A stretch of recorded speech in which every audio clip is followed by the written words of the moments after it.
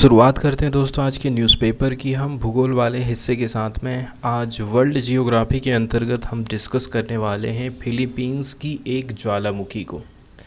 यहाँ पर red colour से हमको अलग अलग जगह पर जो वॉल्केनो है उनके नाम दिखाए गए हैं। जैसे कि ये जो एरिया है, ठीक है, ल्यूजोन आइलैंड की यदि हम बात करें, ठीक है, तो इस आइलैंड में इसकी कैपिटल लोकेटेड है और ल्यूजेन आइलैंड में ही मेयोन वॉल्केनो, ठीक है, जिसको हम ज्वालामुखी बोलते हैं, इसका उद्गार हुआ है। फिलीपींस में बहुत सारी वॉल्केनो आपको देखने को मिल जाएंगे, जैसे कि पिनाट्यूबो, टाल, ल्यूजन में ही ये तीनों के तीनों लोकेटेड हैं। इसके अलावा नीग्रोस आइलैंड में आपको कैनलोआन मिल जाएगा। यदि आप मिंडानाओ में जाते हैं तो रेगैंग वोल्केनो आपको दिखाई देगा। यहाँ पर ये जो मैप हमें दिखाई दे रहा है ये फिलीपींस का है। फिलीपींस के यदि हम साउथ वाले हिस्से और वेस्ट की तरफ में जाते हैं तो ये मलेशिया कंट्री और उसी के नीचे ये है इंडोनेशिया के साथ समुद्री सीमा को ये साझा करता है, ठीक है। कई सारे सागरों से ये घिरा हुआ है। जैसे कि पूर्व की तरफ में जाएंगे तो फिलीपीन सागर, नॉर्थ और वेस्ट वाले किनारे की तरफ में जाते हैं तो साउथ चाइना सी पड़ जाता है। यहाँ पर यदि आप और नीचे की तरफ आते हैं इसके साउथ वाले हिस्से की तरफ में तो सुलू सागर है, सेलेब सागर है और ये इसके अलग अलग आइलैंड के नाम यहाँ पर बताए गए हैं हमको। मिंडानाओ, पलावान, पनय, मिंडोरो, ल्यूजेन, समर और ये क्या है यहाँ से क्लियर नहीं दिखा रहा है, लेकिन एक और ये है गुमामास आइलैंड, पनय, मिंडोरो। तो ये इसके प्रमुख आइलैंड हैं जिनको हमें ध्यान में रखना है। अब यहाँ पर बहुत सारे हमको वोल्केनो के उद्गार देखने को मिलते हैं क्योंकि ये पैसिफिक रिंग ऑफ फायर के अंतर्गत पड़ता है, इसलिए यहाँ पर हमें बहुत सारी ज्वालामुखी देखने को मिल जाती। उस एरिया में पड़ता है जहाँ पर सबसे ज़्यादा संभावना रहती है ज्वालामुखी के उद्गार की। तो ये वाला जो पिक्चर है इसका जियोग्राफिकल वाला हिस्सा है, इसको आप देख सकते हैं, यहाँ से क्लियर हो जाएगा। ये इसका मुंह है और ये वो पर्वत है, ठीक है। न्यूज़ की तरफ यदि हम देखें तो लगभग 12,800 लोग ऐसे हैं जिनको इनकी जगह से हटाया गया है। क्यों हटाया गया है? ताकि इनको इवैक्यूएशन सेंटर लेकर जाया जा सके, ठीक है। ऑफिशियल लोगों ने वार्निंग दिया है संडे को लोगों को कि आपको हेल्थ से रिलेटेड रिस्क हो सकता है। यहाँ से ऐश निकल सकती है, राख निकल सकती है, टॉक्सिक गैसेस निकल सकती है from the mount Mayo volcano in the Philippines. कौन से पहाड़ में ये लोकेटेड है? तो ये लोकेटेड है माउंट मेयोन वॉल्केनो, फिलीपींस में ये लोकेटेड है। तो जो मेयोन है लगभग 303 किलोमीटर साउथ ईस्ट में लोकेटेड है यदि आप मनीला कैपिटल से जाते हैं तो। is considered one of the most volatile of the country's 24 active volcanoes. तो आप देख सकते हैं फिलीपींस में 24 एक्टिव वॉल्केनोस हैं, उनमें से काफ़ी फेमस कहना चाहिए और मोस्ट वॉलाटाइल वॉल्केनो मानी जाती है ये वाली। इसके बाद फॉरेन वाले पेज से ही हमें देखना है एक्स स्कॉटिश लीडर स्टर्जियन, जिनको अरेस्ट किया गया है पुलिस के द्वारा, प्रोबिंग गवर्निंग पार्टीज फाइनेंस से रिलेटेड इनके ऊपर आरोप लगाए गए हैं। तो जो एक्स स्कॉटिश लीडर हैं स्टर्जियन, इनका नाम हमें ध्यान में रखना है कि ये किस पार्टी से बिलोंग करती हैं, कौन से देश से इनका संबंध है। तो जो former Scottish first minister Nicola Sturgeon हैं, जिन्होंने डोमिनेट किया था पॉलिटिक्स में स्कॉटलैंड में फॉर आलमोस्ट ए डिकेड, लगभग 10 साल तक ये पॉलिटिक्स में रही हैं। इनको अरेस्ट किया गया है एंड क्वेश्चन किया गया था कई घंटों तक संडे के दिन by police investigating the finances of governing से रिलेटेड जो फाइनेंस में प्रॉब्लम आई थी। Pro independence Scottish National Party, इनकी पार्टी का क्या नाम है? स्कॉटिश नेशनल पार्टी, तो एक तो ये जगह का नाम हमें ध्यान में रखना है फिलीपींस की, जहाँ पर ये वॉल्केनो इरप्ट हुआ है। और दूसरा हमें याद रखना है स्टरजॉन, एक्स एक्स स्कॉटिश लीडर स्टरजॉन, क्योंकि ज़्यादातर जो क्वेश्चन पूछे जाते हैं आजकल सही जोड़ी के रूप में पूछे जा रहे हैं। इसके बाद आपको एक स्कैंडल का नाम भी ध्यान में रखना है, ठीक है, जिसकी चर्चा हमने एक अलग से वीडियो बना करके डाल दिया, उसमें आप जा कर के देख सकते हैं। पाकिस्तान के जो फॉर्मर प्राइम मिनिस्टर हैं इमरान खान, इनको जेल में डाला गया है, बुक किया गया है संडे के दिन। एक और जो केस है जो कि रिलेट करता है परचेज ऑफ ओवर 5000 कैनाल्स, 625 एकड़ की जो ज़मीन परचेजिंग की गई है, कुल मिलाकर लैंड से रिलेटेड ये मामला है। 8 throw away prices through fraud in the country's Punjab province की ये बात है। तो इन्होंने गलत तरीके से, ठीक है, ये लैंड को एक्वायर किया था। वहीं यदि आप देखा जाए the total number of cases against 70 year old Pakistan Tehreek Insaf, इनकी पार्टी का क्या नाम है, Tehreek Insaf, chief has now swelled to over 140 following his ouster as prime minister of Pakistan in April last year. बहुत सारे केसेस इनके ऊपर लगाए गए हैं। इसके अलावा देखा जाए तो खान की जो सिस्टर हैं उजमा खान, इनके husband and former Punjab chief minister Usman Buzdar have also been booked, तो इनके साथ साथ में इनको भी बुक्ड किया गया है।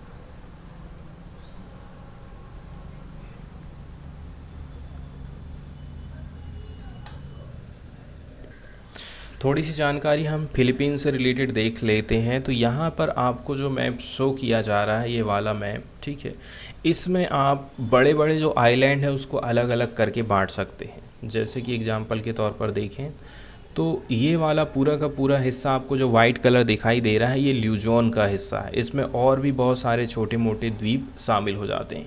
फिर बीच का जो हिस्सा आपको थोड़ा सा डार्क कलर दिख रहा है, ये विसाइस है, विसाइस। और सबसे नीचे में आपको मिंडा नाओ वाला आइलैंड देखने को मिल जाएगा, ठीक है। तो इसको अलग अलग हिस्से में सबसे पहले तो हम बांट दिए। तो सबसे बड़ा वाला जो इसका हिस्सा हो जाएगा वो कौन सा हो जाएगा, ठीक है। यदि छोटे मोटे सबको मिला दें तो आप देखते हैं ल्यूजेन में कितने सारे आइलैंड शामिल हैं। तो ये जो मैप है यहाँ पर फिलीपींस के बहुत सारे आइलैंड दिखाए गए हैं। मैरीटाइम साउथ ईस्ट एशिया में ये लोकेटेड है। The archipelago lies east of the South China Sea. यदि आप साउथ चाइना सी में खड़े हैं तो उसके ईस्ट की तरफ आपको जाना पड़ेगा। वेस्ट ऑफ द फिलीपींस सी, यदि आप फिलीपीन सागर में हैं तो फिलीपीन सागर के यदि आप वेस्ट की तरफ में जाते हैं, पश्चिम की तरफ में जाते हैं, तो फिलीपींस आपको पड़ेगा। अदर जो मेजर बॉडीज़ ऑफ वाटर हैं इस रीजन में वो हैं सुलू सागर, ये साउथ वेस्टर्न फिलीपींस वाले हिस्से में पड़ता है। यहाँ पर भी आपको कई सारे आइलैंड एंड प्रोटेक्टेड एरियाज़ देखने को मिल जाते हैं। फिर पड़ जाता है सेलेब सागर, ठीक है, ये सुलू सी है और ये सबसे नीचे का जो हिस्सा है आपको सेलेब सागर दिखाई दे रहा है। तो ये पैसिफिक ओशियन का एक पार्ट माना जाता है और ये लोकेटेड है फिलीपींस और इंडोनेशिया के बीच में। इसके साथ साथ में एक इम्पॉर्टेंट सी रूट माना जाता है रीजनल ट्रेड के मामले में। वहीं यदि हम नियर बाई कंट्रीज़ की बात करें तो मलेशिया साउथ और वेस्ट वाले हिस्से की तरफ है, इंडोनेशिया साउथ में पड़ जाता है, वियतनाम इसके पश्चिम वाले हिस्से में है, ताइवान एंड मेनलैंड जो चाइना है ये नॉर्थ की तरफ में है। The Philippines share maritime border with China, Indonesia, Japan, Malaysia, Palau, Taiwan and Vietnam. तो इतनी सारी कंट्रीज़ ऐसे हैं जिनके साथ में अपनी बॉर्डर को शेयर करता है। इस मैप में तो बहुत सारी चीज़ें क्लियर नहीं हो पा रही हैं कि कहाँ कहाँ किधर किधर चाइना लोकेटेड है।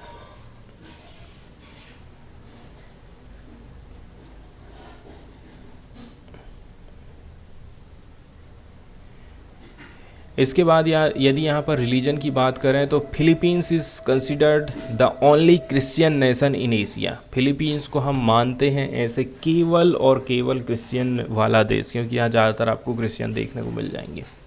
जहाँ पर 90% से भी ज़्यादा जो पॉपुलेशन है वो क्रिश्चियन है एंड कैथोलिज्म है 83%।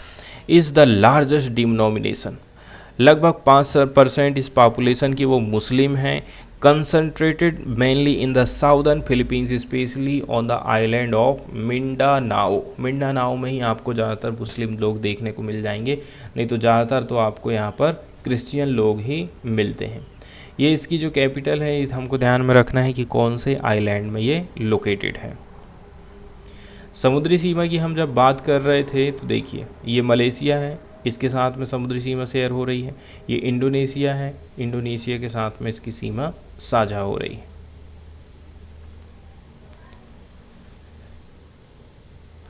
फिलीपींस में बहुत सारे हमको आइलैंड देखने को मिल जाते हैं, लगभग यहाँ पर आपको 7500 आइलैंड देखने को मिल जाएंगे। The archipelago stretches over about 1540 kilometre से भी ज़्यादा एरिया में ये पूरा प्रायद्वीप फैला हुआ है, नॉर्थ से लेकर के साउथ तक। इसके जो मेन आइलैंड है वो ल्यूजॉन है, मिंडानाओ है, मिंडोरो, लाइटे, समर, नीग्रोस एंड पनय है। रिंग ऑफ फायर में ये लोकेटेड है। ज़्यादातर फिलीपींस के आइलैंड का जो हिस्सा है वो वॉल्केनिक ओरिजिन माने जाते हैं। ये जो आइलैंड बने हुए हैं किस कारण से बने हुए हैं, यहाँ पर ज्वालामुखी का उद्गार हुआ, इसी के चलते चलते ये आइलैंड बने हैं। ये जो आर्किपिलॉजी है ये सिचुएटेड है with in the south east Asian part of the Pacific ring of fire. Pacific ring of fire के साउथ ईस्ट एशियन पार्ट में ये लोकेटेड है। An area of intense volcanic and seismic activity, तो यहाँ पर भूकंप भी आते रहते हैं और ज्वालामुखी भी हमको देखने को मिल जाती है।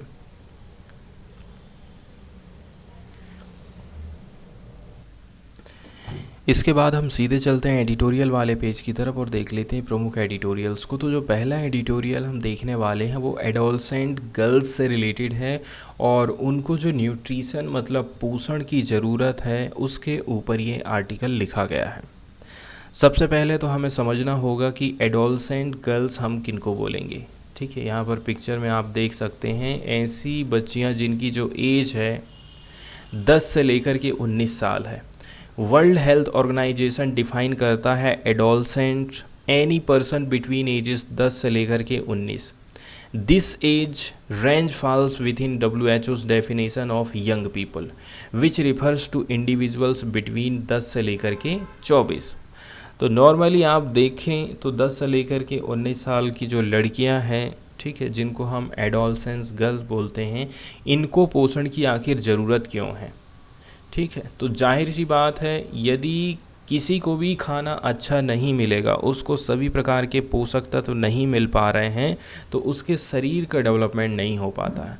पार्टिकुलरली यदि हम लड़कियों की बात करें तो एक तो उनका दिमाग विकसित नहीं हो पाएगा, क्योंकि कि ये जो उम्र होती है उनके माइंड के विकास वाली अवस्था होती है, संज्ञानात्मक जो बुद्धि है उनकी विकसित नहीं हो पाएगी।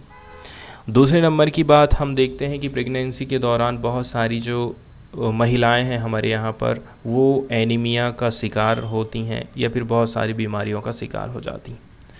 तो एनीमिया की बीमारी यदि हम शुरू से ही खान पान सही रखेंगे, ठीक है, किशोर अवस्था से ही, तो हम उस बीमारी को अपने खान पान से भी ठीक कर सकते हैं। इसके साथ साथ में बहुत सारे जो रिस्क हैं खाने पीने की बीमारी से जुड़े हुए हैं, इसीलिए हमें सबसे पहले पोषण के ऊपर ध्यान देने की ज़रूरत है।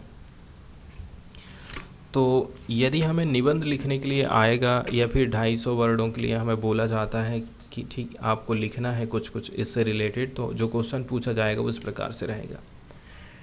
Tackling the complex issue of nutrition. Nutrition के इशू को यदि आप टैकल कर ले रहे हैं एडोलसेंट गर्ल्स में, तो इससे जो हेल्थ की कंसर्न है उससे आप निपट सकते हैं। इसके साथ साथ में इसका मतलब ये हो गया है कि आप फ्यूचर के लिए भी इन्वेस्टमेंट कर रहे हैं। ठीक है, क्योंकि बहुत सारी जो गर्ल्स ऐसी होती हैं जो कि इकोनॉमिक तौर से हमारे देश में पार्टिसिपेट नहीं कर पाती हैं। जिसका हेल्थ अच्छा होगा वो काम अच्छा करेगा और हमारे जो इकोनॉमी है उसमें पार्टिसिपेट करेगा, उसको आगे बढ़ाएगा। इसलिए कहते हैं कि यदि आप न्यूट्रिशन के ऊपर फोकस कर रहे हैं, इसका मतलब ये है आप फ्यूचर को भी मजबूत करते जा रहे हैं।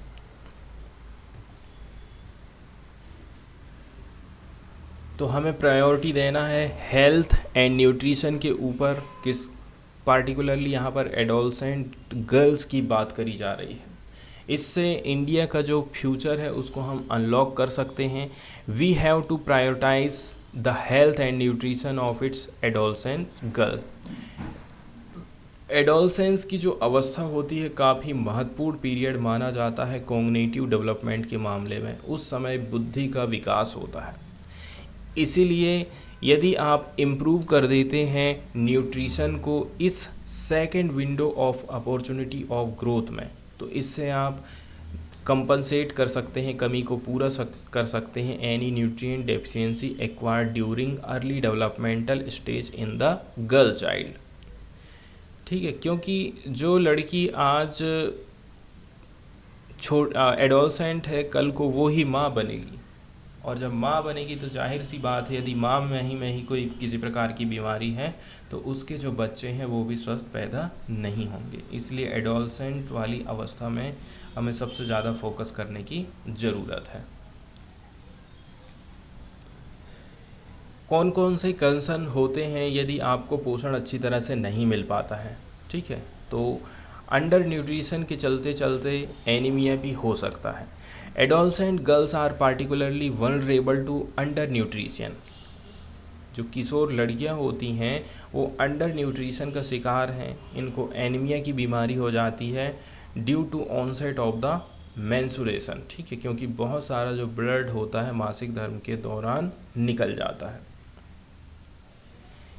कुछ फाइंडिंग निकल करके आई है नेशनल फैमिली हेल्थ सर्वे 5 की 2019 से 21 में ये जो सर्वे कराया गया था उसमें पता चलता है ये सारे जो कंसर्न हैं वो कंफर्म हो जाते हैं। As staggering 59.1% of adolescent girls were found to be anaemic. इसमें बताया गया है कि लगभग 59% ऐसी लड़कियां हैं जो कि अनीमिया का शिकार हैं।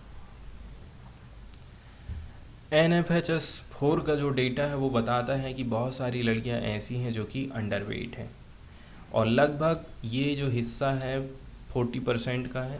लगभग आप कह सकते हैं कि आधी लड़कियां ऐसी हैं जो कि अंडरवेट हैं।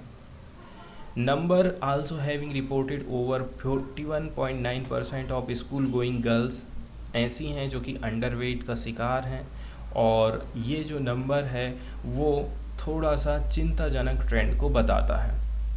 वहीं यदि हम बात कर लें एनवायरमेंटल कंडीशन कैसी है घर में उनके घर की संस्कृति कैसी है, lack a gender neutral environment. यदि वो जेंडर न्यूट्रल एनवायरनमेंट में रह रही हैं तो उनको खान पान उनका अच्छा रहेगा। नहीं तो जो प्रायोरिटी है घरों में वो किसको दी जाती है? पहले दी जाती है पुरुषों को। ठीक है, पहले जेंट्स खाना खाएंगे, उसके बाद महिलाएं खाना खाती हैं। कभी कभी तो ऐसा हो जाता पता चला बचा ही नहीं खाना। तो इस प्रकार से कल्चर भी उनको प्रभावित करती है। इसके अलावा आपका जो एकेडमिक परफॉर्मेंस है वो भी प्रभावित हो सकता है। जाहिर सी बात है, आप पढ़ाई लिखाई कर रहे हैं और आपको यदि खाना अच्छा नहीं मिलता है तो आपका दिमाग को भी उतना अच्छा पोषण नहीं मिल पाएगा, और दिमाग को पोषण नहीं मिलेगा इसका मतलब जाहिर सी बात है कि आपकी जो मेमोरी है उतनी अच्छी नहीं रहेगी। एकेडमिक परफॉर्मेंस आप बेहतर नहीं दे पाएंगे। कुपोषण की समस्या से बहुत सारे क्रॉनिक डिसीज़ होती हैं। प्रेगनेंसी में कॉम्प्लिकेशन भी आ सकता है। ठीक है, कुपोषित जो एडोलसेंट गर्ल्स होती हैं ये हायर रिस्क में मानी जाती हैं क्रॉनिक डिसीज़ की, प्रेगनेंसी से रिलेटेड कॉम्प्लिकेशन। इससे क्या होता है, हायर हेल्थ केयर बर्डन बढ़ जाता है फैमिली के ऊपर भी और पूरी कम्युनिटीज़ के ऊपर भी। घर वाले का जो ज़्यादातर पैसा है फिर लड़की के इलाज पानी में लगते जाता है। Potentially leading to financially instability and increased poverty. गरीबी बढ़ेगी, फाइनेंशियल इंस्टेबिलिटी और भी ज़्यादा होते जाती है। यदि हमारी जो लड़कियां हैं वो ज़्यादा हेल्दी नहीं हैं और ना ही ज़्यादा एजुकेटेड हैं तो they are less likely to participate full in society. तो समाज में वो पूरी तरह से भागीदार नहीं बन पाती हैं, चाहे वो कामकाज का मामला हो, चाहे वो राजनीति हो, चाहे से वो कमिटी का इन्वॉल्वमेंट रहे। अभी तक जो इंटरवेंशन किए गए हैं गवर्नमेंट ऑफ इंडिया के द्वारा वो पर्याप्त नहीं हैं, तो इनमें कुछ और सुधार करने की ज़रूरत है। जैसे कि हमें रीडिफाइन करना पड़ेगा हमारी जो भी इंटरवेंशन हम किए हैं। इसलिए हम कह सकते हैं ये काफ़ी इम्पोर्टेंट हो जाता है कि हम रीडिफाइन करें इंटरवेंशन को। जैसे कि गुड न्यूट्रिएंट्स से रिलेटेड हमारा इंटरवेंशन होना चाहिए। हमें एडॉप्ट करना है लाइफ साइकिल अप्रोच। ये नहीं कि खाली इसी अवस्था में आप फोकस कर रहे हैं, पूरे जीवन भर आपको फोकस करना है। हमें इंश्योर करना है कि कोई भी जो लड़की है वो पीछे नहीं छूटना चाहिए। इसलिए हमारे जो इंटरवेंशन हो रहे हैं उसको हमको फिर से रीडिफाइन करना है। This investment can also help, यदि आप ऐसा करते हैं तो हमें बहुत सारी मदद मिल जाती है। जैसे कि जो पावर्टी का साइकिल चल रहा है इंटर जनरेशनल, एक जनरेशन भी गरीबी, दूसरी जनरेशन भी गरीबी वाली, तो इसको आप तोड़ सकते हैं। यदि जो लड़कियां हैं, एडोलसेंट गर्ल हैं, वो वेल नरिश्ड होती हैं, अच्छी तरह से उनको खान पान मिलता है, तो उनके जो बच्चे हैं वो भी हेल्दी पैदा होते हैं। And provide better care for their families, और वो अपनी फैमिली की अच्छी तरीके से केयर कर सकते हैं। इसके अलावा हमें कुछ स्ट्रेटजिक मॉडिफिकेशन करने की ज़रूरत है। हमें कन्वर्ज करना पड़ेगा, बहुत सारी जो गवर्नमेंट इनिशिएटिव हैं उनको इकट्ठा करना पड़ेगा। जैसे कि स्कीम फॉर एडोलसेंट गर्ल एक स्कीम चल रही है, इसको आप जो umbrella of prime minister's over reaching scheme for holistic nutrition programme है पोषण 2.0, इन दोनों को आप थोड़ा सा मर्ज करने की कोशिश करिए। ये एक स्टेप माना जाता है सही दिशा में, provided it is implemented effectively. चौथे नंबर का जो प्रयास किया जाना चाहिए वो क्या है, वो है हमें एडोलसेंट ओरिएंटेड स्कीम लेकर के आना है। जैसे कि राष्ट्रीय किशोर स्वास्थ्य कार्यक्रम RKSK could include even stronger awareness and nutrition education program that would help sustain beneficiary compliance। इस प्रकार के जो प्रोग्राम चलाए जा रहे हैं जिनके माध्यम से आप स्ट्रॉन्गर अवेयरनेस फैला सकते हैं, न्यूट्रिशन एजुकेशन प्रोग्राम चला सकते हैं, तो ये भी आपको करने की ज़रूरत है। पाँचवें नंबर का जो प्रयास किया जाना चाहिए वो targeted and regionally contextualise social and behaviour challenges change communication effort है। तो ये जो प्रोग्राम है इसको आप चलाएंगे एडोलसेंट गर्ल्स की तरफ में, क्योंकि जो न्यूट्रिशन होते हैं वो श्योर करते हैं to generate greater demand and adoption of good practice. Greater demand पैदा होती है, इसके साथ साथ में गुड प्रैक्टिसेस को भी अपनाया जाता है यदि आप न्यूट्रिशन को इनटेक करते हैं तो। इसके साथ साथ में कन्वर्जेंस की ज़रूरत है, कोलैबोरेशन की ज़रूरत है, जितने भी जो रिलेवेंट डिपार्टमेंट बनाए गए हैं पोषण से रिलेटेड उनके ऊपर। यदि हम चाहते हैं इम्प्रूव्ड आउटकम, हमारा रिजल्ट अच्छा रहे, तो ये काफ़ी इम्परेटिव हो जाता है। ठीक है, ये काफ़ी अनिवार्य हो जाता है। इम्परेटिव वर्ड इस्तेमाल में किया गया है। ठीक है, इम्परेटिव का मतलब होता है अनिवार्य। Effective convergence and collaboration among all the relevant department. इसके अलावा आपको जो प्रयास करना है अगला वो है routine training of health worker. सरकारी हॉस्पिटल में जो वर्कर काम कर रही हैं, नर्स डॉक्टर काम कर रहे हैं, आंगनबाड़ी में जो महिलाएं काम कर रही हैं, तो इनको टाइम पीरियड पर हमको ट्रेनिंग देने की ज़रूरत पड़ेगी। इसके साथ साथ में हमको सबूत पर आधारित डेटा जुटाने की ज़रूरत है। Productivity and overall economic growth. हमारे देश की प्रोडक्टिविटी किस पर निर्भर है? हमारे देश के स्वस्थ नागरिकों के ऊपर निर्भर है। हमारी जो इकोनॉमिक ग्रोथ किस पर निर्भर है? तो वो हमारे हेल्थ पर डायरेक्ट डिपेंड करती है। तो हमारे पास जो डिसएग्रीगेटेड डेटा है, ठीक है, that allows for effective interpretation, तो इसको आपको थोड़ा सा ध्यान में रखने की ज़रूरत है, तब जा कर के ही आप कोई पॉलिसी का निर्माण करेंगे। इसके बाद अगला जो आर्टिकल हम देखने वाले हैं वो भारत के गवर्नर से रिलेटेड है। ठीक है, राज्यपाल से रिलेटेड ये एडिटोरियल हम डिस्कस करेंगे, और सबसे ज़्यादा इसमें राज्यपाल की जो डिस्क्रेशनरी पावर है उसका उल्लेख किया जाता है। ज़्यादातर हम देखते हैं कि राज्य सरकार में यदि बीजेपी की गवर्नमेंट नहीं है, अदर पार्टी की गवर्नमेंट है, तो वहाँ का जो राज्यपाल है वो फुल कोशिश करता है कि वहाँ कैसे ना कैसे करके बीजेपी की सरकार बन जाए। ये एग्ज़ाम्पल हमने महाराष्ट्र में भी देखे हैं और ये एग्ज़ाम्पल हम अदर जगह भी देखते हैं साउथ वाले हिस्से की तरफ में। एक तो काम वो करते हैं राज्यपाल लोग, वो क्या है, अपनी जो पावर है उसका गलत इस्तेमाल करते हैं। जैसे कि बहुत सारे कई दिनों तक जो विधेयक है उनको अपने पास दबा करके रखते हैं। कहीं बोलेंगे कि नहीं, हम इसको राष्ट्रपति के पास भेजेंगे सहमति के लिए, और पता चला कि पूरा 5 साल निकल गया, वो बिल पास ही नहीं हो पाया। तो कुल मिलाकर के यदि राज्य की सरकार कोई अच्छा काम करना चाहती है, लोगों की भलाई के लिए कुछ नियम कानून बनाना चाहती है, तो उनको रोक करके बैठ जाते हैं राज्यपाल। इसीलिए हाल फिलहाल में हमने देखे हैं कि सुप्रीम कोर्ट में ये केस गया भी था और सुप्रीम कोर्ट ने कहा है कि जितने जल्दी से जल्दी हो सके राज्यपाल को उस बिल को वापस भेजना है।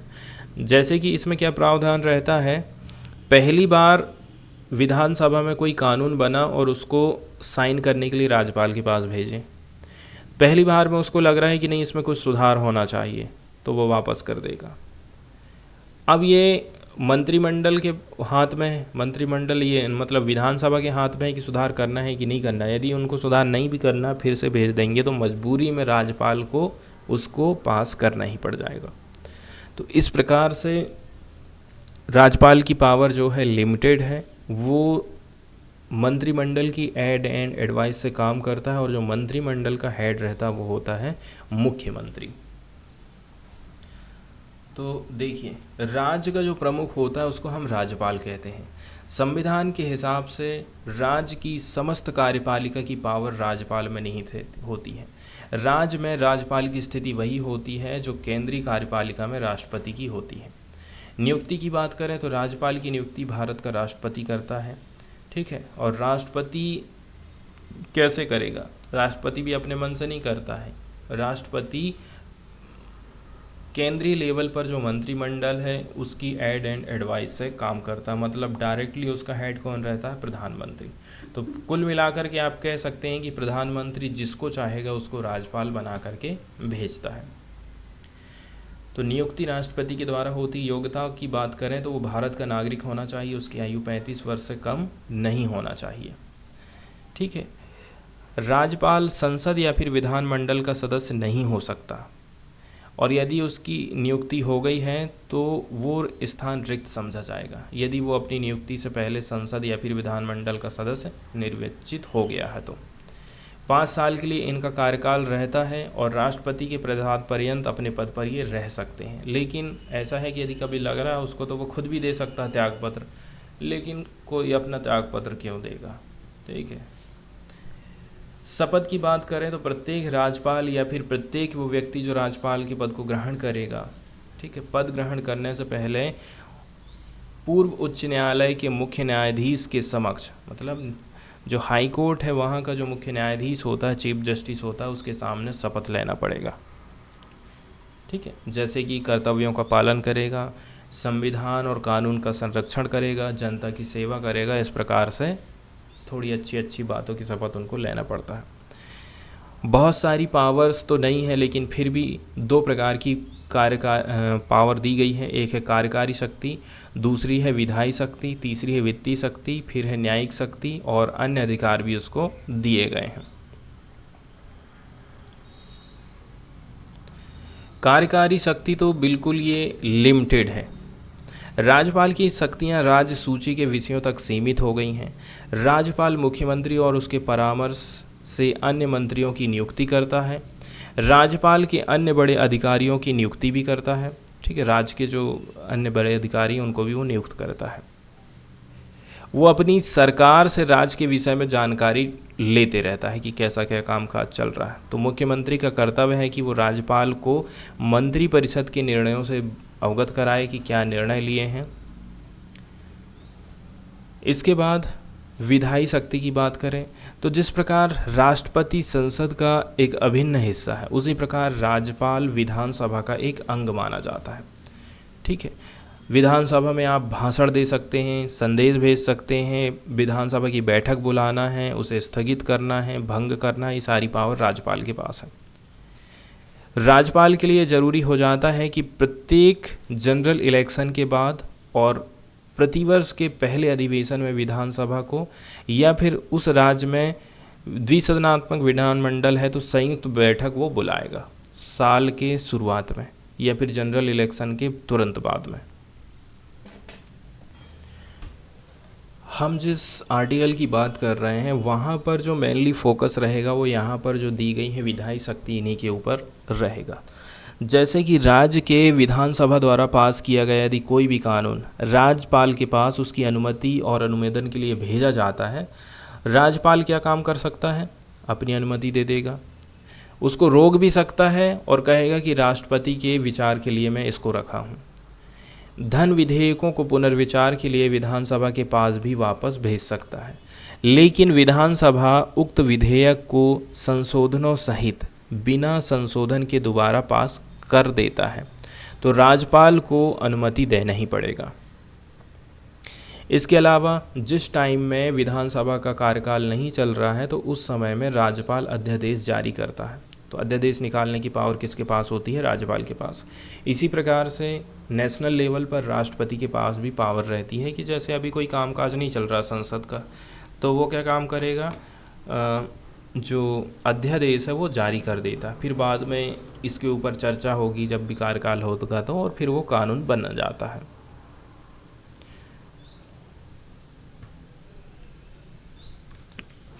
तो गवर्नर के पास जो अपनी डिस्क्रेशन वाली पावर है, कुछ कुछ सर्टेन एग्जाम्पल हैं, ऐसे मौके आते हैं जहां पर गवर्नर एक्सरसाइज कर सकता है अपनी डिस्क्रेशनरी पावर का, जो कि काउंसिल ऑफ मिनिस्टर से इंडिपेंडेंट रहती है। हर समय तो आप बाध्य हैं कि उनकी एड एंड एडवाइस से ही काम करेंगे, लेकिन कुछ ऐसी स्पेशल भी पावर आपको दे दी गई है।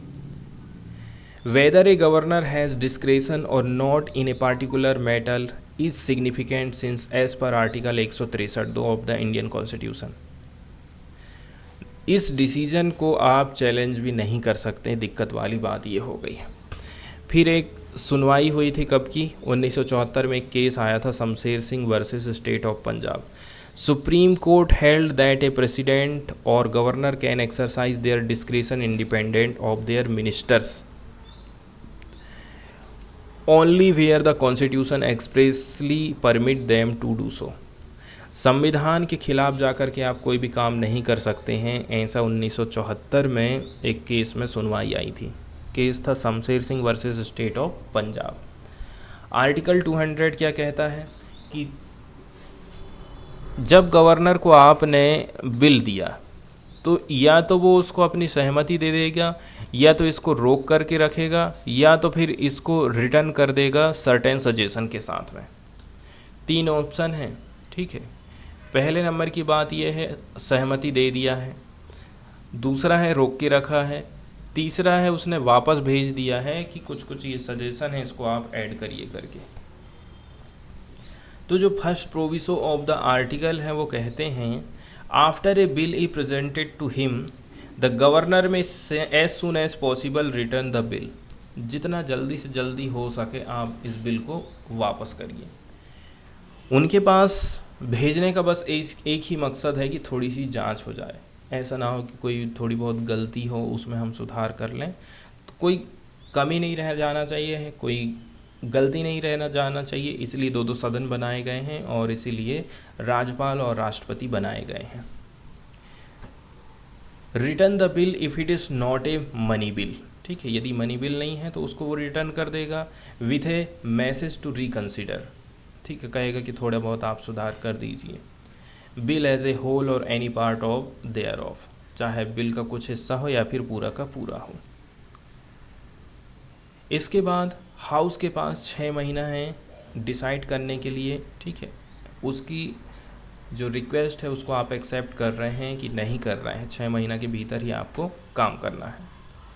Once house return the bill to governor he has no choice. यदि एक बार आपने उसको वापस फिर से भेज दिया तो गवर्नर के पास में कोई चॉइस ही नहीं है, ठीक है। उसको तो हाँ कहना ही पड़ेगा। सेकंड प्रोविज़ो क्या कहता है, ठीक है, सेकंड प्रोविज़ो कह रहा है कि भाई आप इसको रोक कर रख सकते हैं यदि उसमें उसे ऐसा कुछ लग रहा है कि उच्च न्यायालय की पावर को छीना जा रहा है तो ठीक है, तो वो क्या काम करेगा, बोलेगा कि मैं राष्ट्रपति के लिए इसको रोक करके रखता हूँ। तो इस प्रकार से कब तक के रोक के रखेगा ये कोई निर्धारित नहीं है, इसीलिए हम कहते हैं कि विधानसभा का जो कामकाज है ना वो प्रभावित होता है। सुप्रीम कोर्ट ने पहले ही बोल दिया है कि आप बहुत ज़्यादा लंबे समय तक इस बिल को अपने पास दबा करके नहीं रख सकते हैं। राज्यपाल की सहमति के लिए लंबित कोई विधेयक सदन के भंग होने पर लैप्स हो जाएगा। न्यायालय ने आर्टिकल 200 और 201 के प्रावधानों पर विचार किया कि ऐसा नहीं होने वाला है।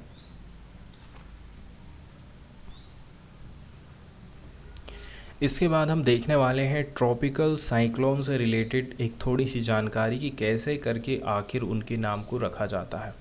तो जब भी जो ट्रॉपिकल साइक्लोन आते हैं उनका नाम रखा जाता है according to the rule 8 regional level.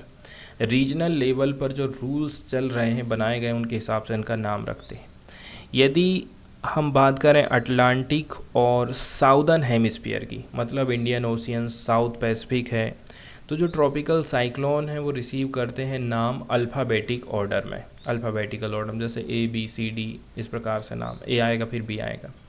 And women and men's names are alternated, पहले वुमेन्स वाला नाम, फीमेल नेम, फिर मेंस का नाम आएगा, इस प्रकार से अल्टरनेट करते रहते हैं। कुछ नेशंस ऐसे हैं जो कि नॉर्दर्न इंडियन ओशियन रीजन में आ रहे हैं। Began using a new system for naming tropical cyclone in 2000 में कुछ नए नियम आए थे नाम रखने को लेकर के। द नाम are listed alphabetically country wise इनके नाम रखे जाते हैं and are neutral gender wise, और जेंडर से इसको न्यूट्रल बना दिया गया है। कॉमन रूल जो बनाया गया है नेम के लिए, तो जो नेम लिस्ट है वो प्रपोज्ड करी जाती है national meteorological and hydrological service of WMO members of a specific region. Particularly specific region है, यहाँ पर WMO के जितने भी मेंबर कंट्रीज़ हैं, ठीक है, तो उनके यहाँ का नेशनल मीटरोलॉजिकल और हाइड्रोलॉजिकल सर्विस ये प्रोवाइड करेगा नाम को। And approved by the respective tropical cyclone region bodies at their annual या फिर बाइनियल सेशन। जैसे कि एग्जाम्पल के तौर पर यदि हम बात करें तो सन 2000 में ये निर्धारित हुआ था कि जो नाम हम रखेंगे वो जेंडर से न्यूट्रल रहेगा, मेल फीमेल का इसमें कोई लोचा नहीं रहने वाला है।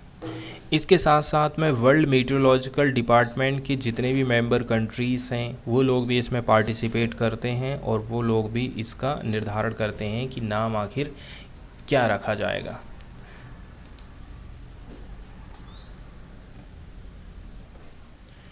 तो सन 2000 में बहुत सारे जो ग्रुप ऑफ नेशंस हैं जिनका नाम रखा गया है WMO या फिर ESCAP।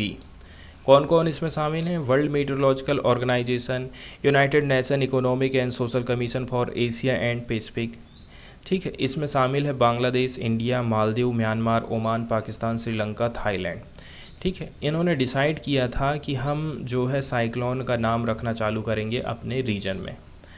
After each country Saint इन सजेशन, सबसे पहले प्रत्येक कंट्री अब नाम को सजेस्ट करेगी। WMO या फिर जो ESCAP का पैनल है ऑन ट्रॉपिकल साइक्लोन, ये फाइनलाइज करता है लिस्ट को। पहले ये लोग कंट्री अपने नाम भेजते हैं, इसके बाद फिर WMO और ESCAP का जो पैनल है वो फाइनल लिस्ट डिसाइड करता है। बाद में इस ग्रुप ने, ठीक है, अपने आप को और भी ज़्यादा विस्तार किया। 5 कंट्री 2018 में इसमें और जुड़ गई थी, Iran, Qatar, Saudi Arabia, United Arab अमीरात और Yemen. The list of 169 cyclone names released by IMD in April 2020। IMD 2020 के द्वारा वो 169 साइक्लोन के नाम सजेस्ट किए गए थे, which were provided by these countries. ये इन्हीं कंट्री ने इनके नाम को सजेस्ट करे थे। 13 suggestion from each of the 30 countries, 13 countries ने 13 सजेशन भेजे थे। तो अभी हाल फिलहाल में नया जो साइक्लोन चर्चा में हम देखने वाले हैं वो है बिपरजॉय साइक्लोन। ठीक है, तो ये जो बिपरजॉय साइक्लोन है इसके बारे में थोड़ा सा हम डिटेल देखेंगे कि कैसे करके इसका नाम रखा गया है और क्या इसका मीनिंग हो सकता है। हर साल जो आने वाले साइक्लोन हैं कहाँ पर आए थे, कौन सा एरिया था, ठीक है, ये एरिया हमें थोड़ा सा ध्यान में रखना है। जैसे कि यहाँ पर आप देख सकते हैं ये जो नाम रखा गया है वो बांग्लादेश के द्वारा दिया गया है। तो जो नाम है बिपरजॉय इसको कॉइन किया गया है बांग्लादेश के द्वारा। तो जो नाम है बिपरजॉय उसका मतलब होता है डिजास्टर या फिर कैलेमिटी इन बंगाली। बंगाली में डिजास्टर को बिपरजॉय बोलते हैं। According to the World Meteorological Organisation each cyclone is recognised by alphabetical names given by the organisation. कौन कौन से एरिया को ये प्रभावित कर रहा है, मेनली देखा जाए तो जो गुजरात वाला एरिया है, कच्छ वाला एरिया है, ये सारा एरिया इससे प्रभावित होने वाला है। तो उस हिसाब से फिर तैयारियां हमारे देश में चालू की गई थी। इसकी जो कैटेगरी रखी गई है वो एक्सट्रीमली सीवियर साइक्लोनिक स्टॉर्म की कैटेगरी में इसको डाला गया है। और ये एक्सपेक्टेशन लगाया जा रहा है कि पानी इससे जो लैंडफॉल है वो गुजरात के कच्छ के कोस्ट में थर्सडे को दिन पहुंचने वाला है। इसके बाद अगली जो खबर हम देखने वाले हैं वो आई है centre for science and environment, CSE shortcut में इसको बोला जाता है। तो centre for science and environment की तरफ से एक हाल फिलहाल में रिपोर्ट जारी की गई है। उसी के चलते चलते हम CSE के बारे में थोड़ी सी जानकारी देख रहे हैं। ये एक प्रकार से public interest research and advocacy organisation माना जाता है जो कि दिल्ली में लोकेटेड है। तो ये रिसर्च करता है, ठीक है। जैसे कि अभी हाल फिलहाल में इसके द्वारा जो रिसर्च किया गया है, जैसे कि राजस्थान में अभी पॉल्यूशन का क्या लेवल चल रहा है, वहाँ के जो पॉल्यूटेंट के लेवल है वो अभी थोड़े हाई चल रहे हैं, उसके बारे में एक रिपोर्ट आई है। CSE रिसर्च करती है lobbies for and communicates the urgency of development that is both sustainable and equitable. Research का काम करना, इसके अलावा इस बात की वकालत करना कि आपको ऐसी डेवलपमेंट करना है जो कि सस्टेनेबल और इक्विटेबल रहें। इसकी स्थापना 1980 में की गई थी। CSE काम करता है एज ए थिंक टैंक के रूप में on environment development issue in India. पर्यावरण से रिलेटेड मुद्दों के ऊपर ये काम करता है। Poor planning, climate shift, devastating India, Sundarban, advocate for policy changes and better implementation of already existing policies. यदि कोई पॉलिसीज़ काम कर रही है तो उसमें क्या सुधार किया जा सकता है, सुंदरबन को कैसे बचाएंगे, ठीक है। इसके अलावा क्लाइमेट के कारण जो डिवास्टेशन हो रहा है उसको कैसे रोका जा सकता है।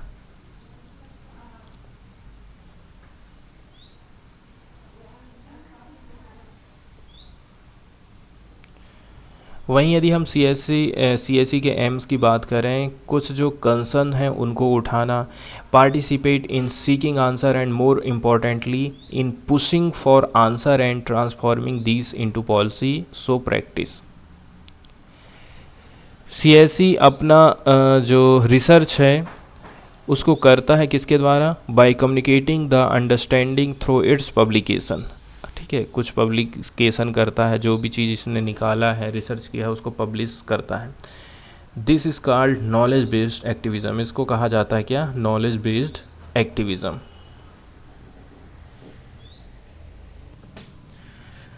स्टडी या फिर रिपोर्ट यदि हम बात करें, इस एनालिसिस में ये अंदाज़ा लगाया गया है कि लॉन्ग टर्म ट्रेंड क्या चल रहा है। इसके साथ साथ में सीजन के हिसाब से किस प्रकार से ये जो प्रदूषक कण हैं, गैसियस पॉल्यूशन है, वो स्टेट में चेंज होते रहता है।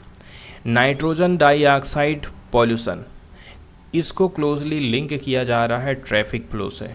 गाड़ियाँ चल रही हैं और गाड़ियों के चलते चलते नाइट्रोजन डाइऑक्साइड निकल रही है। इज़ ऑन द राइस इन जयपुर, जोधपुर, उदयपुर। कहाँ कहाँ पर, जयपुर, जोधपुर, उदयपुर में नाइट्रोजन डाइऑक्साइड काफ़ी तेज़ी के साथ में बढ़ते जा रही है। एज इट्स लेवल वाज 24% से लेकर के 51% higher than was recorded in 2019। पहले 2019 में 24% हुआ करता था, जो कि बढ़कर के 51% हो गया है आज के समय में। इस रिपोर्ट में ये भी बताया जाता है कि जो नाइट्रोजन डाइऑक्साइड का लेवल है उसने ब्रीच कर दिया है एनुअल स्टैंडर्ड को जयपुर में 2022 में, जबकि अलवर और जो कोटा है यहाँ पर स्टेबल ट्रेंड देखने को मिला है, पहले जितना था उतना ही है। तो क्लीन एनर्जी ट्रांजिशन के लिए हमें कुछ प्लान बनाने की ज़रूरत है, इंडस्ट्री के मामले में, ट्रांसपोर्ट सेक्टर में, पावर प्लांट सेक्टर में एंड हाउस होल्ड में। ऐसा सजेशन CSE की तरफ से दिया जाता है। एक जो फाइनल न्यूज़ हम देखने वाले हैं लास्ट, वो क्रिकेट से जुड़ी हुई है। अभी हाल ही में जो टेस्ट चैम्पियनशिप है, टेस्ट क्रिकेट है, उसका फाइनल मैच खेला गया था इंडिया और ऑस्ट्रेलिया के बीच में, ठीक है। इसके पहले भी इंडिया फाइनल में पहुंची थी। इसके पहले वाला जो टेस्ट फाइनल था वो न्यूजीलैंड के साथ में खेला था और उसमें भी इंडिया हार गई थी। इस बार फिर से हम देखते हैं कि इंडिया ऑस्ट्रेलिया से हारी है। तो ऑस्ट्रेलिया ने अभी तक जो टूर्नामेंट खेले हैं, जैसे कि ODI में वर्ल्ड कप कितनी बार उसने जीता है, उन मेंस के मामले में हम बात कर रहे हैं 1987, 99, 2003, 2007 और 2015 में। ICC CT की बात करें तो 2006 और 2009 में ये जीती है। T20 वर्ल्ड कप 2021 में जीती थी और WTC 2021 और 2023 में जीती है। ऑस्ट्रेलिया के bowler most caught and bowled dismissal in test, सबसे ज़्यादा कैच और बोल्ड डिसमिसल हुए हैं टेस्ट में, ठीक है, उनके बारे में बताया जा रहा है। Shane Warne, Nathan Lyon, Rich Benaud और ह्यूज ट्रम्बल। तो ये इनके फेमस कुछ बॉलर रहे थे, ठीक है। Caught and bowled dismissal in the test.